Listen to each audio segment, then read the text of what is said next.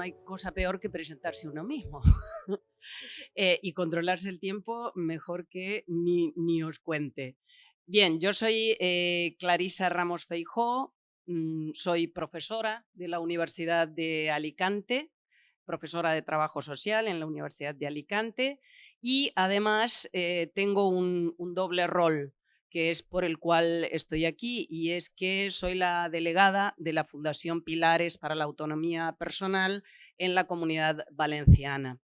Mi trayectoria es que soy licenciada en Trabajo Social por la Universidad de Buenos Aires, donde también hice la especialización en gerontología hace muchos años, y soy doctora por la Universidad de Alicante. Bien, voy a dejar la presentación allí, luego si queréis cotillar ahí en distintos sitios están los currículums, así que no hay problema en cuanto a profundizar con eso. Bien, el objetivo de... Controladme vosotros bien el tiempo, que no me pase, porque soy peligrosa yo. ¿Cuál era la idea de este seminario? Llevar al pensamiento, ¿no?, a políticos, a decisores, a expertos, en cuanto a lo que tenemos que hacer en políticas para el tema del envejecimiento. Entonces, en ese sentido, la propuesta era quién y cómo nos va a cuidar, qué necesidad tenemos de un cambio en los modelos de cuidados en domicilio. Andrés antes destacó mucho la importancia del cuidado en domicilios, y Cristina también habló de los cuidados comunitarios. Muchas veces estamos pensando en términos de residencias. Las residencias tienen un sentido, no tienen ningún peligro con que se aumente el cuidado en domicilios. Esto es importante destacarlo, que nadie se sienta amenazado cuando se habla del cuidado en domicilios. Pero la realidad es que las estadísticas demuestran que la mayoría de la gente lo que quiere es vivir en su domicilio, estar en su casa. Y este no está siendo un aspecto que sea reconocido desde las políticas de cuidados, ¿sí? Entonces, indudablemente esto es lo que está requiriendo ese cambio de modelos. No significa que no vaya a haber residencias, significa que tenemos que repensar cómo podemos hacer que las personas vivamos todo nuestro proyecto vital dentro de nuestro domicilio, sin que esto suponga que los cuidadores o las cuidadoras, debiéramos decir, terminen en una situación de depresión ni de deterioro general de su salud.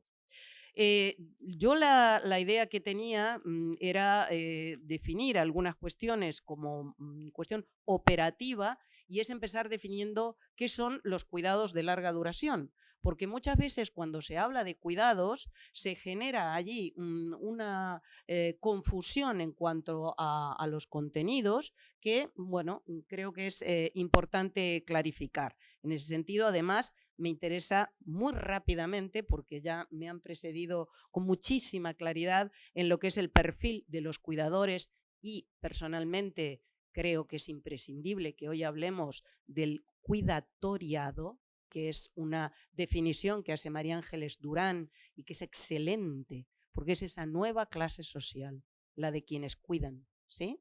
Hablábamos del proletariado, la riqueza en la prole, y ahora hablamos de la riqueza en el cuidado, la riqueza o la pobreza. Esto tendremos que definirlo. Además, también un rápido perfil de las personas cuidadas. Cuidar, hemos visto que se conjuga con el género femenino y no hay vueltas que darle, pero aquí tenemos que hablar de algo que es muy importante, aunque mi tema no sea específicamente el de género, pero que son las cadenas globales de cuidado. ¿Quiénes están cuidando y a costa de qué están cuidando? Tú te cabreas, pero yo también. De la mujer cuidadora a la comunidad cuidadora. Este es el desafío que desde la Fundación Pilares estamos asumiendo. ¿Cómo pasamos, cómo hacemos esa transformación, ese cambio de modelo? El nuevo modelo de cuidados, que es nuestra propuesta, tiene que ver con la innovación social, con la coproducción social, con la integración sociosanitaria, y en este caso vamos a rápidamente exponer el modelo del Cuidamos Contigo, que es el que estamos llevando a cabo en Madrid y en 2 ayuntamientos, bueno, ayer nos dieron la buena noticia de que la Caixa nos daba financiación para más ayuntamientos en la zona de la Vega Baja. Cuidado de larga duración son actividades, decía antes Cristina, cuidar es hacer y es ser, es las 2 cosas, porque tiene que ver con ayudar, ¿sí?, a que las personas que han tenido una pérdida importante y permanente de esa capacidad intrínseca puedan mantener un nivel de capacidad funcional conforme con sus derechos básicos, sus libertades fundamentales y la dignidad humana. Esto no lo dice cualquiera, lo dice la Organización Mundial de la Salud y está definiendo de qué hablamos cuando hablamos de cuidados de larga duración. Y esto es importante que los decisores políticos lo tengan claro, ¿sí?, que no se trata de programas paliativos, de entretener un rato al cuidador, sino que estamos hablando de algo que hunde sus raíces en lo más profundo de la vida cotidiana. Es mantener la dignidad de una persona, ayudar a mantener la dignidad de una persona, pero a la vez también dignificando la labor del cuidado. Lo que no se dignifica se maltrata y esto es importante tenerlo en cuenta. Si no dignificamos el trabajo de cuidados, estamos generando posibilidades de maltrato. Esto es importante. Ayer, sin ir más lejos, salía en prensa la sentencia de un juicio a 2 personas que habían esquilmado a una señora con Alzheimer. Bien, ¿quién está cuidando y por qué está cuidando? No estamos dignificando el cuidado y esto es fundamental. Las personas cuidadoras, este cuidatoriado, tened en cuenta que sigo insistiendo en lo del tema del género, porque estamos hablando de que mujeres que cuidan, esta es la última estadística que está en el IMSERSO, estamos hablando de 41.815 contra 4.300 varones. Esto de que los varones se están incorporando al cuidado es un buen chiste. Vamos a ver, tiene que ver con que no queda otra.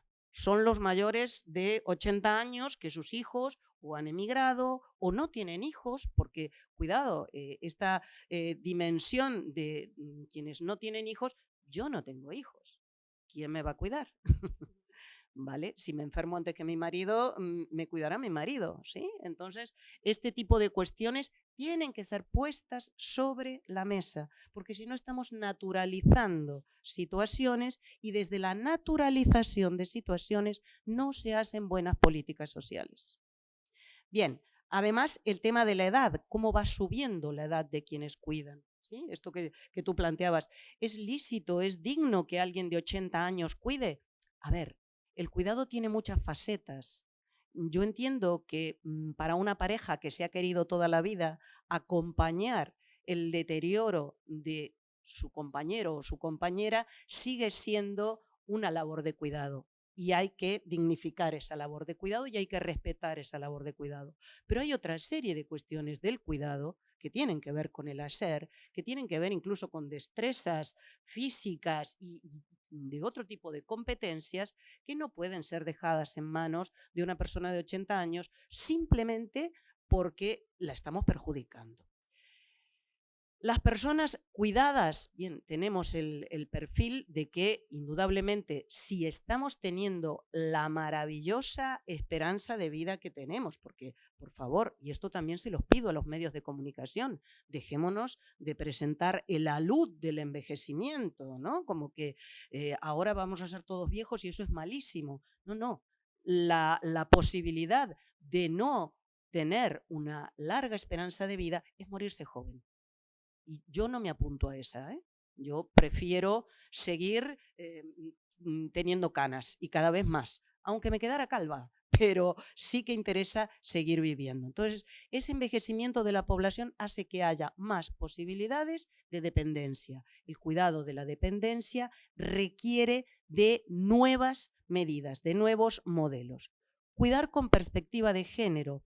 Os voy a obviar todo lo que puede ser la parte más teórica, pero sí deciros que son muchas las autoras y muchos los autores que desde hace mucho tiempo vienen demandando esta cuestión de cambiar el contrato de género. porque quienes están cuidando históricamente son las mujeres. María Ángeles Durán ya en el 2007 hablaba de esa incorporación a lo que antes se llamaba trabajo reproductivo. Hoy la teoría feminista ha consolidado el término de hablar de trabajo de cuidados, ¿sí? Se están incorporando varones, pero fijaros, mayoritariamente la presencia de los varones está apareciendo en el cuidado de los bebés. La conciliación está resultando más agradable por el lado de los niños pequeños. Todavía esa conciliación en el cuidado de la dependencia no se está viendo. Esto no significa criminalizar a los hombres, ni mucho menos. Significa hacer una fotografía de la realidad. Hay muchísimos hombres cuidadores y eso es valorable, pero estadísticamente la representación no es tan importante como la de las mujeres. Los hombres se incorporan al cuidado de la dependencia cuando salen de la carrera del trabajo productivo, ¿sí? Cuando ya no hay una posibilidad, vamos, lo tenemos en la universidad, Andrés, la cantidad de profesoras que somos, de mujeres que tenemos en la universidad, ¿cuántas rectoras tenemos? ¿Cuántas catedráticas tenemos? Esto tiene que ver con que alguien tiene que ocuparse del cuidado y esas están siendo mayoritariamente las mujeres.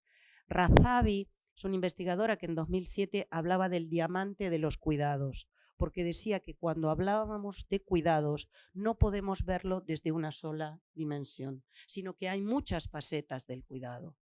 Y en esas facetas está algo que a mí me parece muy importante y es tener en cuenta que está implicada la familia, pero que también está implicado el sector público, el sector privado, el mercado, la iniciativa mercantil y también el tercer sector. ¿Qué quiere decir esto? Que ante este nuevo desafío demográfico hacen falta todos los actores sociales. Y esto es algo que tiene que entenderse desde los decisores políticos, ¿sí? Más allá de izquierdas o derechas, hay que entender las necesidades de la gente, porque las políticas se tienen que diseñar desde las necesidades de la gente. Identificar esas necesidades supone también, por parte de quien gestiona la política de un país, asumir cuáles son los recursos. Y a mí me encantó, Cristina, esto que tú decías, que a veces hay muchos más recursos de los que realmente ponemos en juego, porque cuando vamos a hablar con el concejal, cuando vamos a hablar con el alcalde o la alcaldesa, lo primero que nos dicen es, ¿pero esto cuánto me va a costar? Esta es la primera respuesta, ¿sí? Entonces, vamos a ver, además de cuánto te va a costar, cuánto tenemos. Porque no es solamente lo que está en el presupuesto del ayuntamiento, es lo que está en la responsabilidad social corporativa, es lo que está en las asociaciones voluntarias, es lo que está en lo que en salud pública llamamos hace muchísimos años los activos en salud, los activos que hay en la comunidad para atender esos cuidados. Bien, voy a seguir avanzando. Hay un estudio Delphi que fue liderado por la Sociedad Española de Geriatría y Gerontología, que analiza todo lo que son los cuidados de larga duración desde un modelo de atención integral y centrada en la persona, que es lo que en este momento toda la comunidad científica está avalando. Atención integral y centrada en la persona. Bien.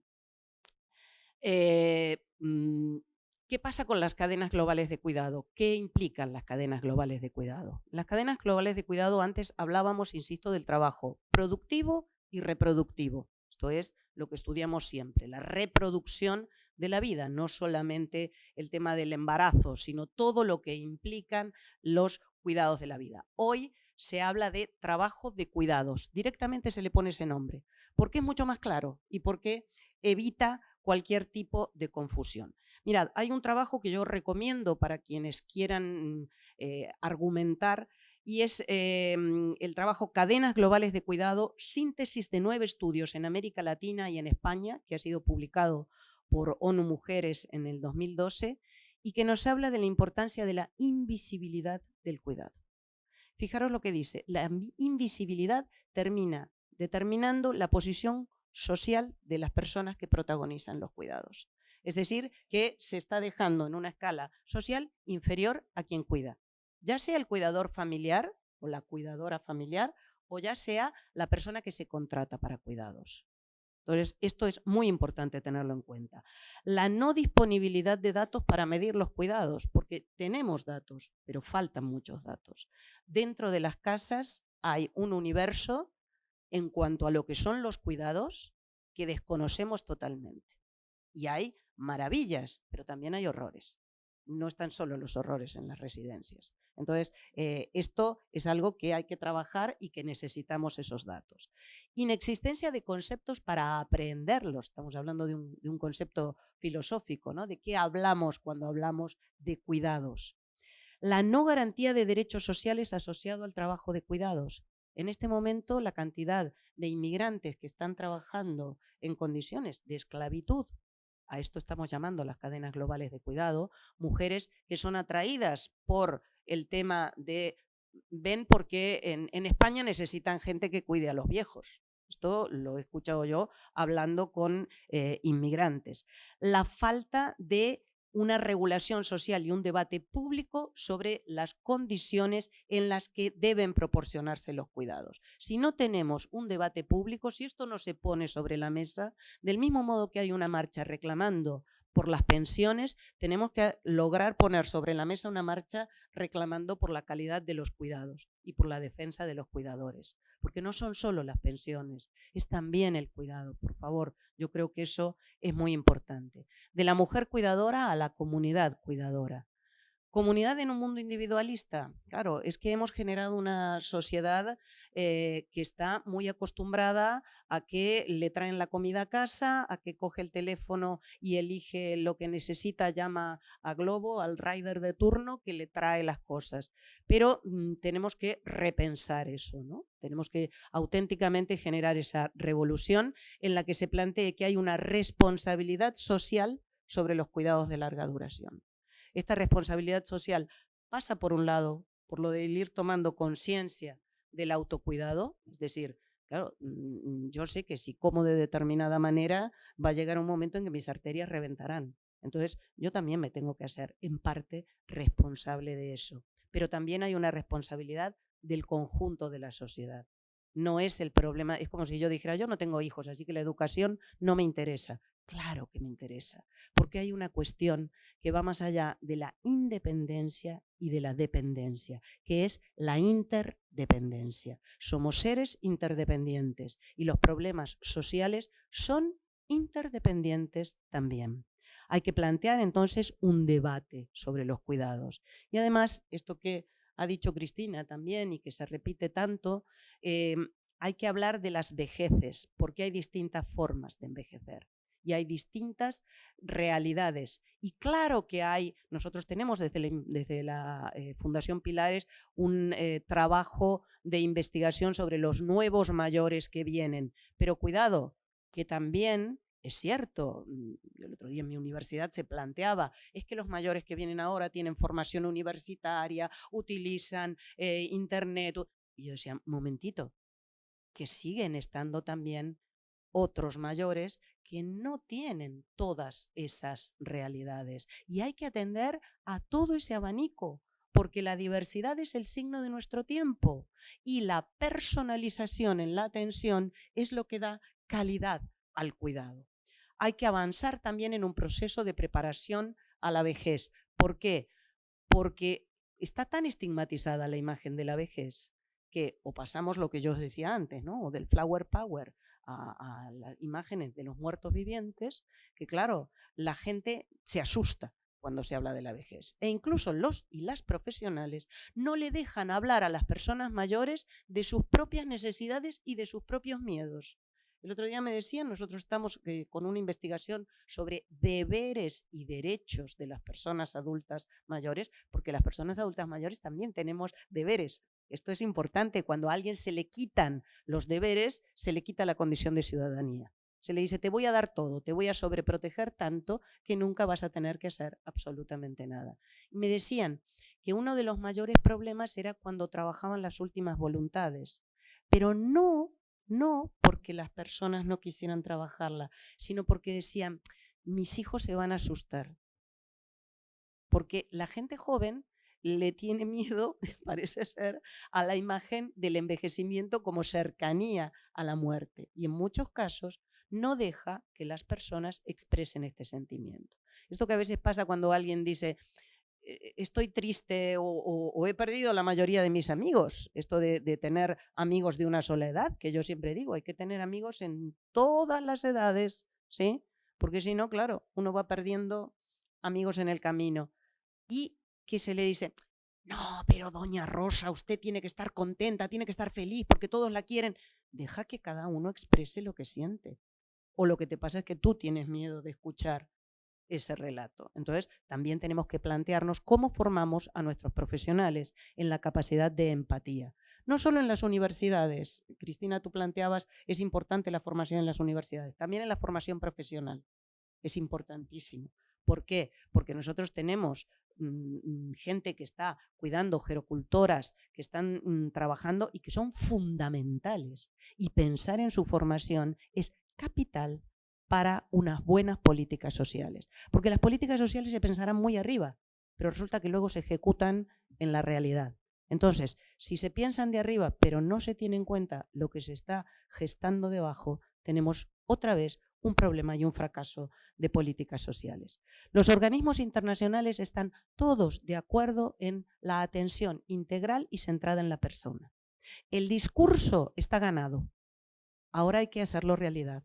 ¿Por qué? Porque corremos el riesgo de que esté tan ganado que se haya trivializado y que todo el mundo diga que está haciendo atención integral y centrada en la persona, cuando lo que hace es pintar de un determinado color clarito en una residencia o, bueno, cuando va la cuidadora a domicilio, decirle cómo quiere que la llame y punto. Y la atención integral y centrada en la persona requiere muchísimas más cosas. El nuevo modelo de cuidados está vinculado a la innovación, palabra que también me da mucho miedo, porque ahora todo es innovación. Está aquí Fernando Fantova, que me encanta cuando habla de la retroinnovación, ¿sí? ¿Por qué? Porque hay muchísimas cuestiones que en realidad son volver a poner en valor cosas que se hacían y que se han demostrado que son buenas. En la innovación social es importante escuchar las demandas, reconvertirlas en propuestas, pero escuchar de verdad, ¿sí? Hoy se planteaba el tema de la participación de las personas mayores. No es yo participo, tú participas y ellos deciden, ¿sí? Es el tener en cuenta la importancia de lo que se está planteando. Generar conocimiento desde las universidades, pero no desde las universidades como un gueto donde solo los que somos profesores universitarios investigamos, sino en relación con el tercer sector, en relación con las asociaciones, en relación con los municipios, encontrar sinergias. Es una, vamos a llamarlo así, sin dramatizarlo, pero es una emergencia nacional.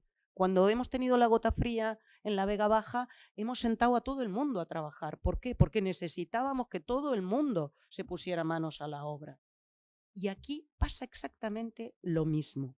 Expandir prototipos, garantizar esa sostenibilidad. El cambio es sistémico. El modelo de atención integral y centrado en la persona requiere un cambio en todos y en todas, en los profesionales, en los centros de formación, pero cuidado, porque cuando hablamos de cuidados, hablamos también de ámbito laboral. Tenemos que trabajar con los sindicatos. ¿Para qué? Para que se entienda que cuando decimos que las personas cuidadoras tienen que mantener una regularidad y tiene que ser la misma persona, por ejemplo, la que atienda a alguien en una residencia, no nos tiren a la yugular y nos digan los derechos de los trabajadores implican que tienes que cambiar.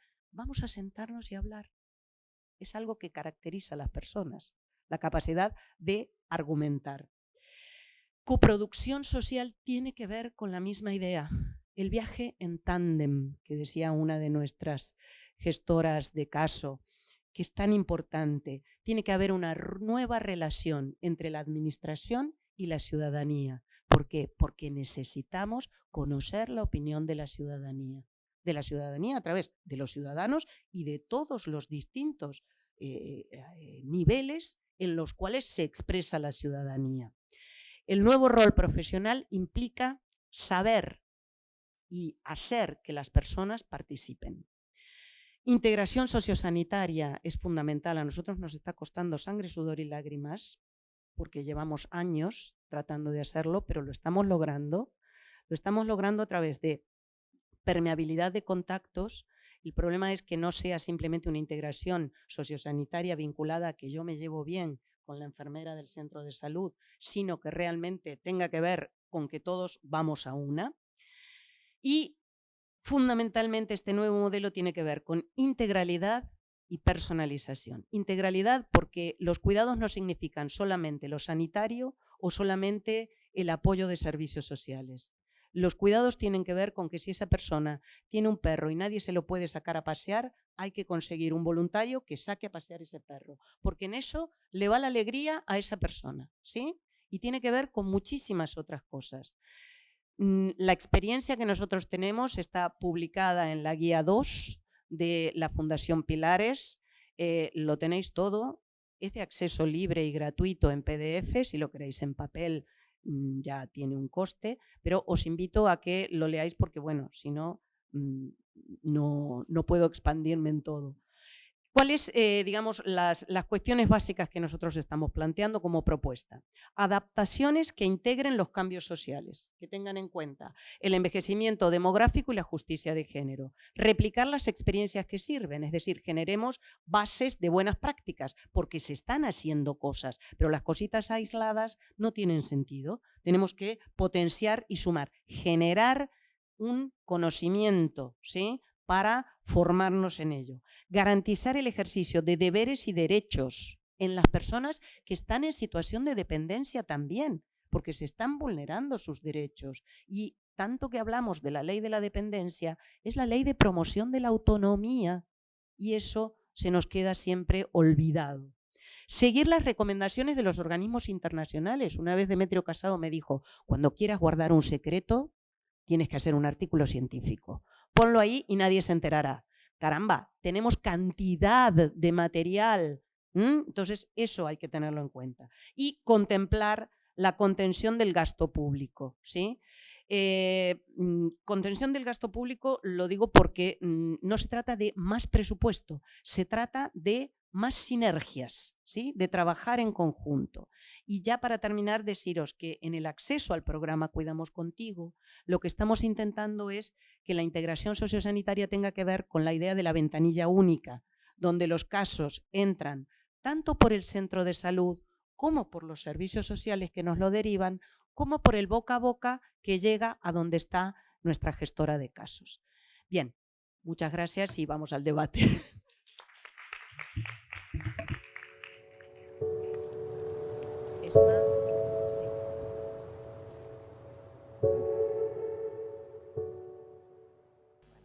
Pues tiempo para el debate. A mí me gustaría hacer un brevísimo resumen de... Bueno, hemos tenido una maravillosa entrevista Puga donde nos hablaba de un cambio, no tanto de una crisis demográfica, sino de un cambio, que ahora debatiremos si podemos llamarlo como la revolución de la longevidad, de un proceso global que va a distintas velocidades, de que ya no se trata de un concepto homogéneo, sino de vejeces, de una cuestión heterogénea y de un cambio que conocemos hasta ahora. El doctor Norberto nos está muy débil y que lo tenemos casi en la UCI en estos momentos. Especialmente desde la perspectiva de las políticas públicas, con una gran estrategia que aquí ha enseñado, pero que todavía no tiene un lector porque no tenemos un gobierno que la lea. Cristina Segura nos hablaba de ese cuidado intrínseco, de lo dinámico que es la responsabilidad en el cuidado, de que la losa peyorativo recae todavía en la familia y el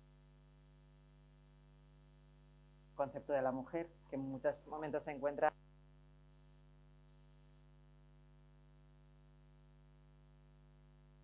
gráfico que hemos mencionado antes, afectará a millones de familias, a millones de cuidadores, y ha sacado el término de en este debate. Es fundamental y imagino que más adelante se podrá abordar de una forma más amplia, que va a disparar los costes y repercutirá aún más en este sistema tan frágil que tenemos.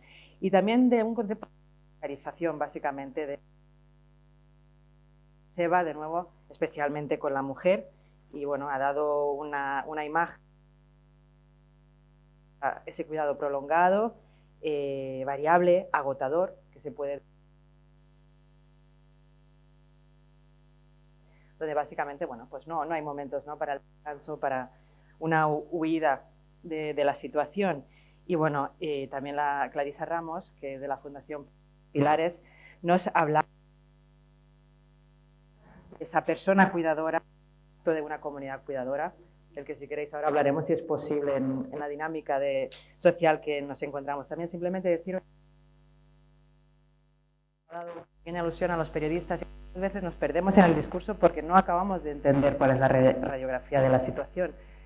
Cuando hemos visto estas imágenes demográficas, yo es la primera vez que he entendido que hay un cambio en esa pirámide. Y de otra parte, ¿cuáles son esas personas mayores del siglo XXI? ¿Cuál es la imagen? Porque nosotros seguimos encerrados igual en el estereotipo todavía, entendiendo que cuando terminas tu jornada o tu y en esa jubilación acaba también toda la posibilidad de vida. Es un retiro en el que te sientas en un sillón y es así como se plantea. Y si no es desde la perspectiva de los cuidados, pues ese tipo de estereotipos hay que romperlos precisamente del ámbito exclusivamente académico y científico y haciéndonoslo patente. Solo por mencionar algunos datos, la Fundación Pilares precisamente hace una radiografía en uno de sus estudios de quiénes son estas personas mayores y algunas cifras son que el 60%, el 63% de estas personas a partir de los 60 años ayuda económicamente a su familia y de una forma determinante. El 70% hace labores del voluntariado, por lo cual es una generación muy solidaria y muy necesaria a día de hoy. Bueno, 1 de cada 3 personas mayores de 50 años es emprendedor o ha fundado una startup, con lo cual son personas todavía que pueden aportar de una forma determinada a la que se visibilizara de una forma. Y bueno, solo por titulares, yo creo que han salido a flote ponencias, palabras clave: revolución de la longevidad, necesidad de educación en todos los ámbitos de una forma transversal, necesidad de hablar de una transición hacia un nuevo concepto de sociedad de bienestar, revitalizar esas políticas públicas, peligro de que se trivialice el mensaje cuando todavía estamos arrancando, y el pacto intergeneracional. Bueno, lanzo todo este resumen sobre, bueno, una cuestión terminante. Si queréis empezar vosotros o si queréis abrimos el debate. Bueno, ¿necesitaréis alguna pregunta? Hola, buenos días y muchísimas gracias. He podido estar no en todo, pero aquí estamos, Félix y yo. Soy María Ángeles, soy cuidadora principal de él, que es un enfermo de Alzheimer. Y bueno, lo primero, dar la enhorabuena, y lo segundo, aportar un dato que considero que también es importante, y es que las enfermedades que causan en el cerebro también hay que situarlas en este contexto, y también hay que apreciar que en muchas ocasiones, como es el caso del Alzheimer, y que yo llevo conviviendo y estudiando desde hace más de 10 años, pues requiere también de esa, no solo de ese producto de intergeneraciones, sino también requiere de la sociedad. Me ha gustado mucho escuchar que es ahora el momento de la sociedad, es ahora el momento de que comprendamos que si no nos metemos y nos imbuimos de ese cuidado y atención de ayuda, porque no es te hago, me ha encantado, porque no es te hago en ningún momento, es más bien voy a comprometerme en que pueda seguir haciéndolo durante muchísimos años, todos cuantos más mejor, y en eso la sociedad se tiene que implicar, porque yo tengo que decir que sí que noto y notamos la falta de implicación de la sociedad. Y se nota en muchos aspectos, y también se nota en muchos aspectos que realmente las propias familias desconocemos en su momento, y ahora puedo decirlo abiertamente, conozco otras muchas posibilidades que pueden ayudar a los enfermos en estas situaciones y que desde luego pude escuchar abiertamente en el congreso que hubo el día 17 aquí en Valencia, en el Auditorio Grisolía, que estuvo uno de los conferenciantes que cerró la jornada de la mañana, que efectivamente ni se está valorando, ni se está, digamos, se puede hacer eso que están comentando en casa y también fuera de casa, cómo se ayuda desde las terapias no farmacológicas a enfermos que están en situación. Y es una realidad que desde la música, desde la logopedia, desde los psiconeurólogos, lo que pueden hacer por estos enfermos y que no está contemplado ni se genera una pequeña ayuda para nada.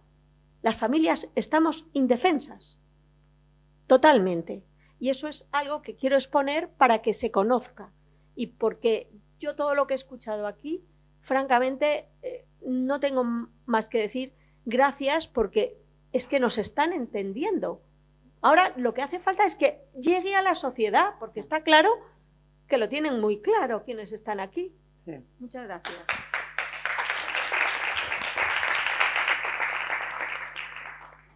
Creo que quienes te tenemos que dar las gracias somos nosotros, porque nos lo estás diciendo y bueno, eso realmente es importante, que las personas que estáis cuidando y las personas que sois cuidadas podáis manifestar de una vez por todas cuáles son vuestras necesidades, porque no habéis perdido la condición de ciudadanía. Es que aquí parece que uno se jubila de ser ciudadano y eso realmente no es así. Seguís teniendo los mismos derechos que cuando, recién teníais el primer derecho al voto, ¿sí? Entonces, yo en eso rescato lo que dice María Ángeles Durán del cuidatoriado. O sea, realmente hay una nueva clase social que le está sacando las castañas del fuego al Estado, porque en realidad está cubriendo el papel de hacer las políticas sociosanitarias, que son sistemas que, como se dijo antes, fueron pensados para otra realidad, y aquí trabajamos con fotos fijas, y la realidad social es una película en 3 dimensiones que va cambiando permanentemente, y entonces los políticos, las políticas tienen que ser conscientes de eso, porque si no, dejan fuera los derechos de la ciudadanía por la cuenta que les trae, ¿no? Entronca también, yo creo, transversalmente el discurso con lo que decía el doctor Norberto de la ley de dependencia o la promoción de la autonomía y la necesidad de revitalizarla, porque pues esa foto fija ha manifestado la participante. No sé si está de acuerdo. Sí, probablemente. Prácticamente la bondad que tiene esta ley es que es omnicomprensiva de todos los temas que aquí se han abordado. Su problema es que no está desarrollada ni financiada suficientemente. De cualquier manera, un sistema de protección social, como es el de los cuidados de larga duración o el de la promoción de la autonomía y atención a la dependencia, exige, incluso en las condiciones más favorables, tanto de voluntad como de financiación, como de esfuerzo, exige para su implementación al menos 2 décadas. Cuando se hizo el sistema sanitario, en los términos que lo conocemos actualmente, aunque en algunos sitios se ha deformado un poco los perfiles, en el año 1986, pues se necesitaron al menos 20 años para desarrollarlo en toda su extensión, en todas sus consideraciones primarias, especializadas, etc. Lo mismo podríamos decir del tema de la dependencia. El tema de la dependencia hubiera exigido al menos 20 años de acción continuada. Hay que retomarlo y hay que impulsarlo. El tema de los cuidadores, si a nadie se le habrá pasado desapercibido, ha vuelto a coger un poco de tono muscular, por ejemplo, en el apoyo efectivo a los cuidadores mediante el alta en la seguridad social. Qué pena que nadie saliera a la calle en su momento reclamando la no desaparición del alta en seguridad social de los cuidadores. Qué pena, ¿verdad? cuando había un gran motivo. Cuando se elimina el alta y la financiación de los cuidadores familiares, en aquel momento había casi 150.000 personas que estaban de alta en Seguridad Social. Y se dijo, no, eso lo vamos a suspender y solo los que voluntariamente quieran firmar el convenio con la Tesorería de la Seguridad Social que lo hagan. Se quedó en 7.000. Nadie salió a la calle. Eso era un apoyo efectivo al tema de los cuidadores. Eso era, como se dice en términos futbolísticos, bajar la pelota al suelo. Eso es lo que hay que hacer. La ley es un instrumento suficientemente omnicomprensivo de todas nuestras necesidades. No hay que inventar otras cosas. Hay que ponerlo en marcha y mejorarlo, revisarla, actualizarla y hacer el check-in out y relanzar esas políticas. Y el tema de los cuidadores, María Ángeles, es un tema no solo de reconocimiento social, sino también de reconocimiento legal y reconocimiento y apoyo económico. Y por esa senda es por la que se decía en la ley que había que andar y por eso habrá que seguir andando. Y también retomando lo que ha dicho Andrés Losada muchas veces. Y desarrollar todo el apartado relativo a la formación y la información de los cuidadores no profesionales. Ya no solo de los profesionales, que va de suyo, con la dotación suficiente en los centros de trabajo profesionalizados, sino toda la formación e información, además, a los cuidadores familiares. Por tanto, las cuestiones están ya planteadas. No hay que ir buscando las soluciones por otro lado. Lo que hay es que focalizar la atención en el desarrollo y la financiación de esa ley, desde mi punto de vista. ¿Tenemos otra intervención por aquí?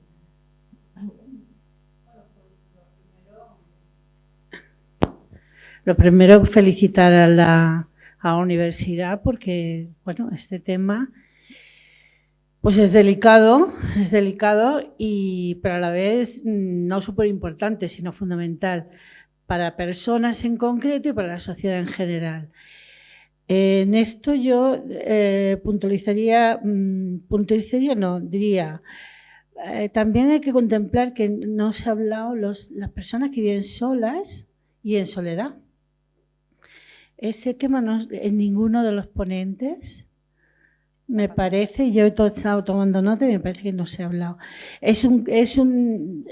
Cada vez hay más personas que quieren vivir en su casa, pero el problema es que viven solas y en soledad, muchas veces. Sí que es cierto que cuando son barrios donde tiene una vida propia el barrio, estas personas ya no vivirán solas en su casa, pero no en soledad, sino que tienen muchas relaciones, ¿no? Ya sea bajando a la panadería. En cuanto al tema de los cuidadores, la invisibilidad, la profesionalidad, bueno, pues gracias al feminismo estamos contemplando todo desde el punto de vista de los roles, del género. Y efectivamente este es el caso claro de la invisibilidad del trabajo de la mujer, punto. No era considerado, no era valorado y sigue sin ser considerado ni valorado. La profesionalidad, desde hace unos 10, 15 años más bien, apareció un ciclo en formación profesional que ahora se llama atención a personas dependientes. Bien, esto profesionalmente es un ciclo medio, podía haber sido ya un ciclo superior, pero al menos profesional. Pero también aparece el pagar al no profesional, dar de alta, no pedir ningún tipo de requisito laboral no, de educación, de formación, y aparecen figuras que ahora se están discutiendo también muchísimo, como son los asistentes personales, que ahí hay un asistente personal es alguien que asiste personalmente, hace lo mismo que un sociosanitario o de atención a personas dependientes, lo mismo, pero menos, porque no tiene ningún tipo de formación.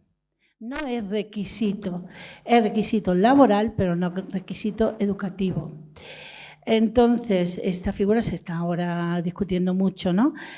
Pero el problema está en que la sociedad se mueve a más velocidad que las discusiones y sobre todo que las discusiones en ámbitos educativos, como es la universidad, como son los CEFIRES, como es la sociedad más rápida, va más rápida.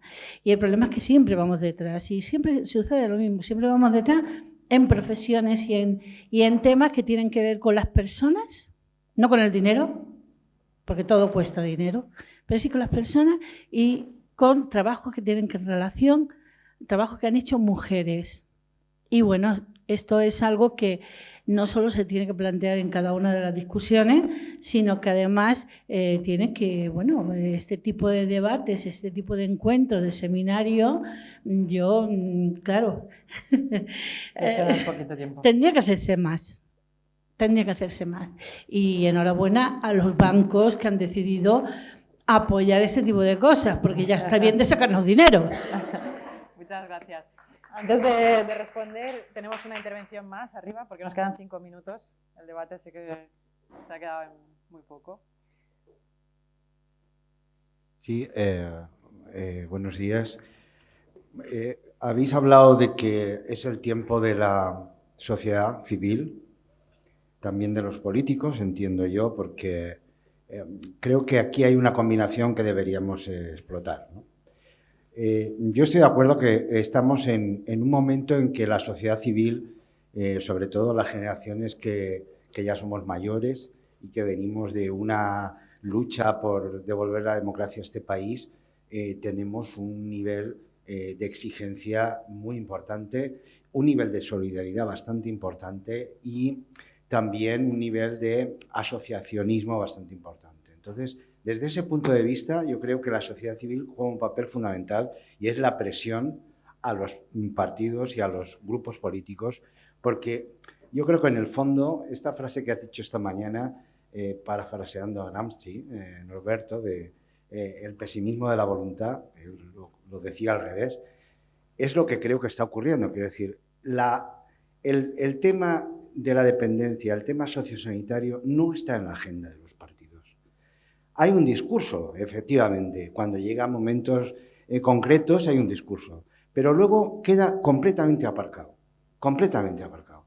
Y yo creo que el papel que la sociedad civil puede jugar ahí es de presionar, o sea, que yo animo a todas las asociaciones, a todos los colectivos, primero a que se asocien entre ellos. Los cuidadores deberían tener una asociación de cuidadores, por ejemplo, y de cuidadoras mejor, ¿no?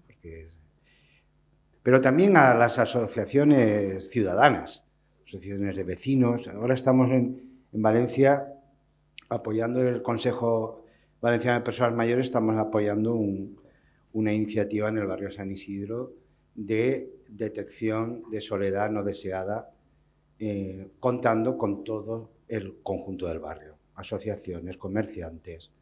¿Y sabéis cuál es el tema que más me duele? Porque soy médico y he trabajado 25 años en este tema de la coordinación sociosanitaria, que quien no está implicado es el centro de salud. Y esto a mí me parece tremendo, ¿no? Hay una movilización tremenda en el barrio y en cambio el centro de salud no está implicado. Esto es lo que hay que presionar, porque esto son políticas efectivas que se pueden hacer desde la administración. Si desde la administración se incentiva que los equipos de atención primaria estén por hacer políticas y planes de salud comunitaria, esto se va a hacer. Si se potencia la atención primaria en todo, mucho más que lo que se está potenciando, que es el hospital, esto se va a hacer. Y esto es lo que hay que hacer. Esto es lo que yo pienso.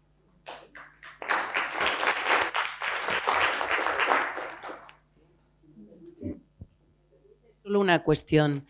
La mejor forma es trabajar en redes. Es decir, nosotros, esto que yo decía de la integración sociosanitaria, lo estamos logrando por ir golpeando puertas. Bueno, yo menos me echan de la universidad, pero bueno.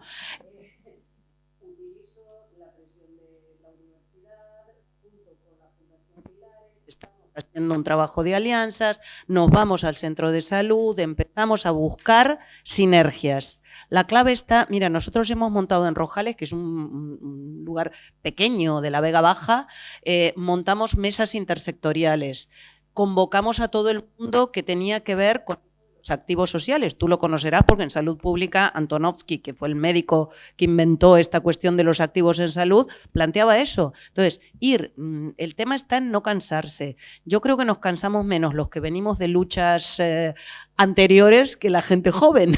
Entonces ahí tenemos que aportar, esa es la generatividad, ¿no? Y creo que no hay que bajar los brazos. Y si el centro de salud no está en la primera, va a estar en la segunda. Buscar la enfermera conocida, y que te vaya abriendo puertas para llegar. Eso es tejido comunitario. Lo que pasa es que nos hemos olvidado del trabajo comunitario. Y bueno, yo creo que esto es esencial. Nos quedamos sin tiempo. Muchísimas gracias por la oportunidad, de verdad, de conocerlo.